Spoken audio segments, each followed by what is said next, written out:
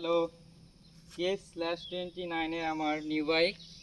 এটাতে ফ্রেম হিসেবে ব্যবহার করা হয়েছে K/29 এটা থাইল্যান্ডের একটা ফ্রেম। তারপর সাসপেনশন ব্যবহার করা হয়েছে রকশক্স রেকন গোল্ডের সাসপেনশন ডেবন এয়ার।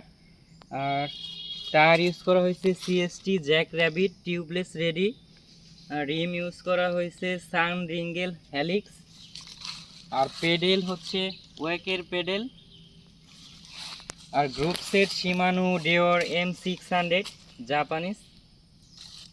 ব্রেক ইউজ করা হয়েছে শিমানো MT200।